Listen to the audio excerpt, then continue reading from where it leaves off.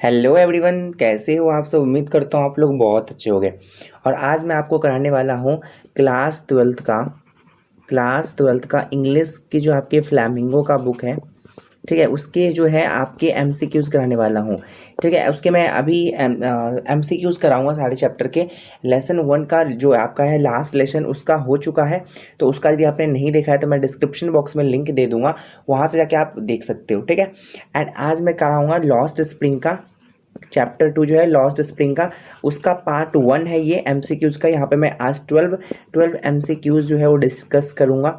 ठीक है, उसके बाद आप नेक्स्ट वीडियो भी आएगा इसका पार्ट 2, और उसमें आपको क्या मिल जाएगा, इसके इस पूरे आपको नोट करने की जरूरत नहीं है, उसके डिस्क्रिप्शन बॉक्स में मैं लिंक दे दूंगा, वहाँ से आप क्या कर सकते हो, जाके चेकआउट कर सकते हो, और आप पीडीएफ को है क्या कर सकते हो, डाउनलोड कर सकते हो। ठीक है, सो चलिए हम चलते हैं अपने क्लास 12 के जो अपने इंग्लिश के चैप्टर 2 के जो एमसीक्यूज़ हैं लॉस्ट स्प्रिंग के, उसको करते हैं। फ्लैमिंगो बुक का है ये।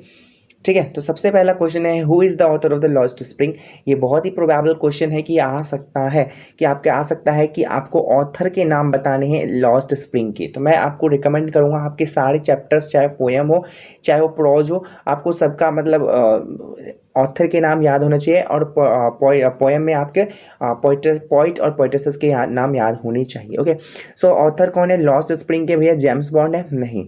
तो अरुंधति रॉय है? नो। ठीक है, सुधा मारुति है? नो। सो अनीस जंग is the author of the lost spring. ठीक है, तो ऑप्शन डी इसका बिल्कुल राइट है। इसका ऑप्शन मैंने यहाँ पर आंसर प्रोवाइड नहीं किया है, मैं इसको ऑप्शन आपको खुद ही याद रखने हैं। अनीस जंग इज द राइट आंसर। आप नोट भी कर सकते हो कि पहले क्वेश्चन का डी आंसर करेक्ट है। ओके, सो व्हाट, अब सेकंड क्वेश्चन है what does the author analyse in this story. इस स्टोरी में, इस कहानी में, जो ये लॉस्ट स्प्रिंग वाला कहानी है, उसमें अनीस जंग ने, जो ऑथर है अनीस जंग, उन्होंने क्या एनालाइज किया है, क्या अनुभव किया है। ठीक है, तो क्या एनालाइज मतलब क्या अनुभव किया है।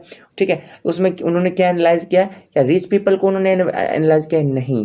गार्बेज को किया है, बट अभी हम देखते हैं आगे भी ऑप्शंस क्या क्या है। ठीक है, तो poor children and their exploitation, बच्चों मुझे ये बिल्कुल सही लग रहे हैं, और यही आंसर भी है। हर वर्क्स किसका वर्क्स? ऑप्शन डी है, ये बिल्कुल गलत है। तो ऑप्शन सी में मैं बताता हूँ, poor children and their exploitation, जो गरीब बच्चे हैं और उनकी मतलब उनकी जो लाइफ है वो बर्बाद हो रही थी कंप्लीटली, क्योंकि वो गार्बेज क्या कर रहे थे, पिक कर रहे थे, मतलब उठा रहे थे, क्योंकि वो रैक पिकिंग का काम कर रहे थे। तो पुअर चिल्ड्रन और उसके एक्सप्लोटेशन का मतलब तो होता है भैया लूटना एक तरीके कह सकते हो, बट यहाँ पर ये एक्सप्लोटेशन यूज हुआ है, उनकी ज़िंदगी बर्बाद हो रहा है, तो भैया उनकी ज़िंदगी का एक्सप्लोटेशन ही तो हो रहा है, उन पुअर बच्चों का एक्सप्लोटेशन ही तो हो रहा है, जो गार्बेज पिकिंग कर रहे हैं, गार्बेज पिकिंग का काम कर रहे हैं, जो रैक पिकर्स हैं। ठीक है, तो बच्चों ये ऑप्शन सी बिल्कुल आंसर इसका राइट होगा, और क्वेश्चन नंबर 2 का। चलिए चलते हैं अपने next question, that is question number 3 की थर्ड क्वेश्चन। तो क्वेश्चन नंबर 3 क्या है कि what forces the children to live a life of exploitation. यहाँ पे फोर्सेस का मतलब है कि कुछ तो ऐसा रीजन रहा होगा कि जो जिसके वजह से बच्चे मजबूर होके क्या कर रहे हैं, रैक पिकिंग का काम कर रहे हैं, या रैक पिकर है, जिसके वजह से उनका लाइफ क्या हो रहा है, एक्सप्लॉइट हो रहा है। ठीक है, तो यहाँ पर क्या इसका आंसर होगा? क्या उनका लालच था? क्या बच्चों का लालच था? तो बिल्कुल नहीं। Extreme poverty is the right answer, यही आंसर है। पीयर्स मतलब क्या होता है बच्चों? पीयर ग्रुप, आपने पढ़ा होगा पीयर ग्रुप। तो पीयर ग्रुप क्या होता है? जो आपके फ्रेंड सर्कल के ग्रुप होते हैं, क्या उनको वो प्रेशर था? नहीं, बिल्कुल नहीं था। पेरेंट्स का प्रेशर एक तरीके मतलब नहीं था, क्योंकि मतलब कह सकते हैं था भी, बट यहाँ पे पॉवर्टी की वजह से ही तो पेरेंट्स का भी प्रेशर था। तो यहाँ पर यदि ऑप्शन 2 नहीं है तो हम यहाँ पर एक्सट्रीम पॉवर्टी को ही टिक आउट करेंगे। ओके, सो यहाँ पर यदि यहाँ पे ये रहता, मतलब यदि पीयर ना रहता और ऑप्शन सी की जगह ये पेरेंट्स रहता, तो यहाँ पे बोथ ए एंड बी होता, both B and C, sorry, तो बोथ बी एंड सी में आपको थोड़ा सा झिझक हो जाता, but extreme poverty is the right answer. Parents तो कभी नहीं चाहेंगे कि उसके बच्चे जो है रैक पिकर बने, उनके बच्चे जो है क्या करें, कूड़ा बीने, नहीं चाहेंगे ना। तो extreme poverty is the right answer, क्योंकि उनके गरीबी के कारण ही ऐसा था, जिसके वजह से उनके बच्चों को क्या करना पड़ता, रैक पिकिंग का काम करना पड़ता, उनको भी करना पड़ रहा था, तो उस मजबूर थे ना। पेरेंट्स का यहाँ पे कोई रोल नहीं है, बट यहाँ पे कुछ बच्चे कंफ्यूज हो जाते हैं यदि यहाँ पे both B and C option रहता तो। ओके, तो यहाँ पे आपको कंफ्यूज नहीं होना है। अब क्वेश्चन नंबर 4 है, अकॉर्डिंग टू द ऑथर कौन है यहाँ पर बच्चों? एनीस जंग के अकॉर्डिंग जो है गार्बेज का मतलब, garbage, what was garbage for the parents, जो पेरेंट्स के अकॉर्डिंग मतलब उनके एनीस जंग के अकॉर्डिंग पेरेंट्स के लिए गार्बेज का क्या महत्व था। गार्बेज का क्या महत्व था। तो बच्चों यहाँ पर जो पेरेंट्स थे वो क्या कर रहे थे, रैक पिकिंग का काम कर रहे थे, यानी रैक पिकर थे, ठीक है, यानी कि वो कूड़ा बीनते थे।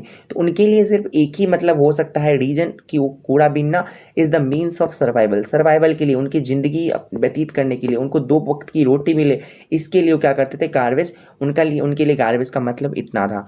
उनका एंटरटेनमेंट का मतलब था बिल्कुल भी नहीं। जॉय का मतलब था, एंड खुशी का मतलब था नहीं। सौरव का, दुखी का बिल्कुल भी नहीं। सर्वाइवल का। तो option D is the right answer of your 4th question. Okay, तो चलिए नेक्स्ट हम चलते हैं। Let us move ahead of to the 5th question. And हमारा 5th क्वेश्चन जो है उसमें है कि according to the author what was garbage for the children. अब चिल्ड्रन के लिए गार्बेज क्या था, हमने पढ़ा अभी गार्बेज पेरेंट्स के लिए, और अभी चिल्ड्रन के लिए according to author Anees Jain के अकॉर्डिंग चिल्ड्रन क्या समझते थे गार्बेज से। तो उनके लिए क्या एंटरटेनमेंट था, तो कह सकते हैं एक एंटरटेनमेंट के लिए, बट एंटरटेनमेंट करेक्ट आंसर नहीं है। टाइम पास नहीं, प्लेइंग नहीं, अ वंडर मतलब एक खोज किस चीज़ की, गोल्ड की। किस चीज़ की, गोल्ड की। क्योंकि वो आपने पढ़ा होगा, आपने यदि एनसीईआरटी, मैं कहता हूँ ना, आप कोई भी देखो अब तो यहाँ पे 50-50 एमसीक्यूज़ वाले क्वेश्चन ही आएंगे ज़्यादा। तो एमसीक्यूज़ वाले क्वेश्चन ही आएंगे आपके बोर्ड के एग्जामिनेशन में। तो आप क्या करो, आप बेसिकली आप क्या कर सकते हो, आप एनसीईआरटी के लाइन बाय लाइन पढ़ डालो, और मेरे ये जो एमसीक्यूज़ वाले क्वेश्चन है ना वो देख डालो, और कुछ मत करो ना यार, हो जाएगा, कंप्लीट हो जाएगा। और थ्योरी वाले क्वेश्चन भी करो, जो आपके एनसीईआरटी में गिवन है वो थ्योरी वाले क्वेश्चन करो, जबकि इंटेक्स्ट क्वेश्चन में एक्सरसाइज वाले क्वेश्चन है वो सब करिए, ठीक है। अब क्वेश्चन नंबर 6 है कि हुआ साहेब कौन था। साहेब कौन था, यहाँ पर एक बालक है, यानी एक बच्चा है, यानी एक चाइल्ड है, ठीक है, जो रैक पिकर है, जो काम करता है रैक पिकिंग का। तो एक शॉपकीपर बिल्कुल नहीं, सर्वेंट बिल्कुल नहीं, रैक पिकर। ऑल तो यहाँ पे बिल्कुल भी मत लगाना, कुछ बच्चे ऑल देख के ऑल लगा के आ जाते हैं। ओके, तो यहाँ पे ऑल आपको बिल्कुल भी नहीं लगाना है। क्वेश्चन नंबर 7 क्या है कि what was Saheb looking for. Saheb किस चीज़ के लिए किस चीज़ को देख रहा था, किस चीज़ के लिए, मतलब वहाँ पर जो कूड़े बीनता था, क्या वो एग के लिए, बिल्कुल भी नहीं। तो गोल्ड के लिए बिल्कुल सही है। कॉइन्स टॉयज बिल्कुल भी गलत है, बिल्कुल ही गलत है। और यहाँ पर बी ऑप्शन जो है बिल्कुल सही है आपका। क्वेश्चन नंबर बी आंसर, इसका आंसर बी हो जाएगा। Okay, so is Saheb happy working at the tea stall. क्या साहेब खुश था। अब देखो, कुछ साहेब मतलब कुछ दिन बीतते हैं, जब वो रैक पिकिंग का काम छोड़ता है, उसके बाद क्या करता है, साहेब एक टी स्टॉल पे काम करने लगता है, यानी कि एक जो चाय वाली दुकान पे काम करता है। तो वहाँ पर क्या साहेब खुश था, यस, बिल्कुल भी नहीं। यहाँ पे यस ऑप्शन है, तो ये बिल्कुल भी नहीं होगा, क्योंकि वहाँ पे साहेब खुश नहीं था, खुश बिल्कुल भी नहीं था, नो, ठीक है। Yes he earn the money बिल्कुल गलत है। नो अर्निंग तो हो रहा था, नो, वो खुश नहीं था, but earning but no freedom. उनको वहाँ पे अर्न तो कर रहा था, वो अर्न तो कर रहा था, बट वहाँ पे उसको कोई आज़ादी था क्या, वो अपने आप का खुद का मतलब मालिक रह पाया ही नहीं, वो खुद किसी और के अंडर में काम कर रहा है, तो वहाँ पर वो किसी की गुलामी ही तो कर रहा है, तो उनको अपना ओन का फ्रीडम नहीं था। वहाँ पे अर्निंग तो हो रहा था, लेकिन उनको मतलब वहाँ पे हैप्पी नहीं था, ठीक है। तो ऑप्शन डी इसका राइट आंसर होगा, ठीक है। चलिए चलते हैं अपने 9th क्वेश्चन की तरफ कि what is the meaning of Saheb Alam. Saheb का नाम का मतलब क्या था। साहेब आलम, जब उन्होंने नाम बताया अनीस जंग को कि मेरा नाम साहेब आलम है, तो जब अनीस जंग ने पूछा था कि आपका नाम क्या है, तो उन्होंने कहा था साहेब आलम। तो उनको मतलब साहेब को ये भी नहीं पता था उसके नाम का मतलब क्या है। तब अनीस जंग ने बताया कि साहेब आलम का मतलब का नाम जो होता है लॉर्ड ऑफ द यूनिवर्स होता है। इसका आंसर भी डी होगा, ठीक है। तो साहेब आलम का मतलब जो नाम का मतलब होता है ऑप्शन डी, यानी कि लॉर्ड ऑफ द यूनिवर्स होगा। अब साहेब कहाँ पर वेयर वाज साहेब एम्प्लॉयड। साहेब जो है अब कहाँ पर काम करने लगा था, तो एक टी स्टॉल पे काम करने लगा था। तो यहाँ पे टी स्टॉल इन सीमापुरी, बस यही ऑप्शन होगा, बाकी ये 3 ऑप्शन नहीं होगा आपका। क्या ज्वेलरी शॉप पे, तो बिल्कुल भी नहीं, ज्वेलरी शॉप पे तो नहीं काम कर रहा था, सारी शॉप पे भी नहीं काम रहा था, स्वीट शॉप पे नहीं, तो ऑब्वियस है टी स्टॉल पे ही काम कर रहा था। तो what does the title lost spring symbolises. तो हमारा जो टाइटल है लॉस्ट स्प्रिंग, तो लॉस्ट स्प्रिंग का मतलब क्या है, लॉस्ट स्प्रिंग क्या दर्शाता है, क्या किसका मतलब है। तो बच्चों लॉस्ट ब्लूमिंग चाइल्डहुड, या ऑटमन सीजन को, या फिर लॉस्ट मनी, या फिर लॉस्ट एजेस को। तो यहाँ पर लॉस्ट स्प्रिंग जो है वो सिम्बोलाइज करता है कि कहीं ना कहीं बच्चों की जो है जो बच्चों की बचपना है, जो बच्चों का चाइल्डहुड है, वो कहीं ना कहीं खो गया है, जो, ठीक है। तो मतलब lost of the blooming childhood, ठीक है। ऑप्शन ए इसका बिल्कुल सही होगा। Saheb hailed from which is place. Hailed मतलब कहाँ से आया हुआ था, कहाँ से वो बिलोंग करता था, ठीक है। तो कहाँ से बिलोंग करता था, वो ढाका से, यानी कि ग्रीन फील्ड्स ऑफ ढाका से। ठीक है, तो इसका ऑप्शन सी आंसर हो जाएगा। दिल्ली नहीं, सीमापुरी नहीं, नन, नन भी नहीं होगा यहाँ पे। ग्रीन फील्ड्स ऑफ ढाका से वो हेल करके आया हुआ था। मतलब क्यों आया हुआ था, क्योंकि उसके जो वहाँ पर एक उसके सारे क्रॉप्स डिस्ट्रॉय हो गए थे। तो that's why they hail from there मतलब वो कहाँ आया था, वो सीमापुरी में आया, वहीं पे सेटल डाउन हो गया। मतलब वही नहीं, उसके पूरे परिवार, उसके आस पड़ोस के जितने भी लोग थे वो सब भी।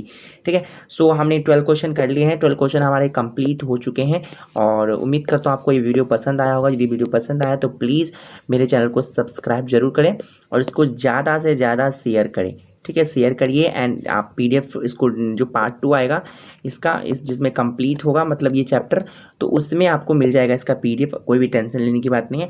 उसका PDF का जो डिस्क्रिप्शन बॉक्स में लिंक दे देता हूँ मैं, वहीं पे आप डाउनलोड करते हो। तो यहाँ पर ये उम्मीद करता हूँ ये आपको ये लॉस्ट स्प्रिंग वाला जो चैप्टर है उसका जो MCQs है पार्ट 1 समझ में आया होगा। नहीं समझ में आया तो मुझे कॉमेंट कर दो कि क्या नहीं आया, और कुछ दिक्कत हो, यदि कुछ भी दिक्कत हो आपको, कुछ भी किसी भी चीज़ से रिलेटेड, तो आप मुझे कमेंट कर सकते हो। आप मुझे इंस्टाग्राम ID पे भी फॉलो कर सकते हो, that is Shankar Mishra 9897। Okay, so thank you so much.